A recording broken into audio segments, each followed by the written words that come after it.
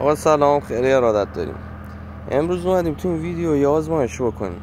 نه از بچه برداشته بود اسمش چیه، این فیلتر هوا رو باز کرده بود و میگفت که تاثیر داره تو شتاب موتور.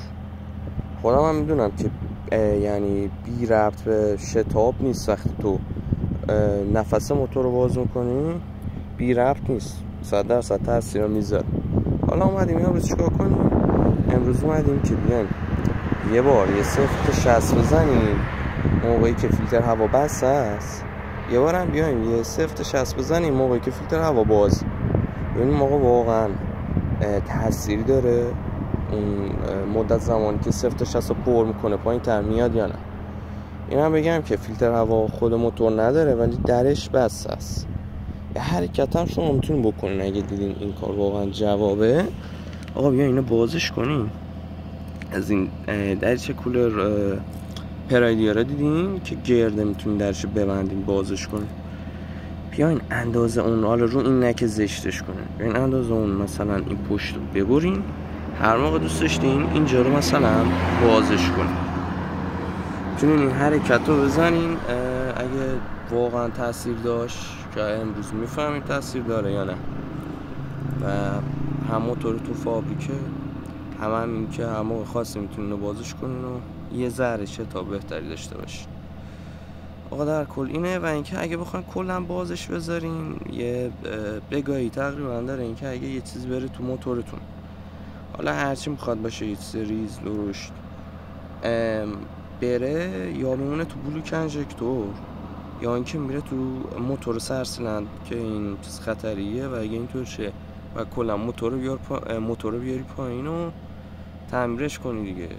بعد بستگی داره وقتی میره تو سیلند مثلا چیا رو بزنه بپکنه، یا سوپاپو میپکنه، خود سیلند رو میپکنه، پیستون و شاتون و همه اینا رو یهو میگاد. خلاصه اگه میخواین همچی کاری کنید، نه از این فیلتر هوا اسپورتو بندازین روش، خیلی سیف تره. درسته موقعی که کلن هیچی روش نذاری نفسش خیلی بازتره ولی اونطور خیلی بهتره. آقا بریم ببینیم چیکار. چه یه تست صدا اول بگیریم وقتی که در چه هوا بس اصلا تو فابریک.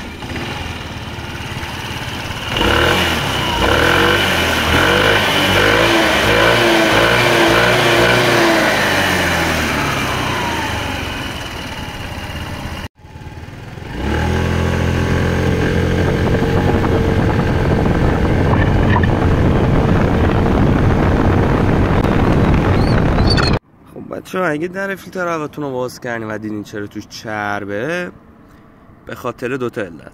یکی این که روغن که توی انجینتون میریزه وقتی زیاد داغ میشه، حرارت انجین میره بالا، تبخیر میشه با یه لوله از سرسیلند میاد توی درچه هوا.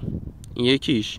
دومیش هم روغن گیری بوکس هم همینطور وقتی حرارتش زیاد بشه و تبخیر میشه میاد اینجا که دوباره سوخته بشه و بره خود موتور رو بسوزونتش رو تموم شه. خب بچه ما در اینو باز کردیم، حالا بریم یه تست صدا هم بدون درش بگیریم.